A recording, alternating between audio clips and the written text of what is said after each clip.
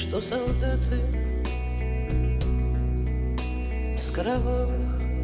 не пришедшие полей не в землю нашу полегли когда-то, а превратились в белый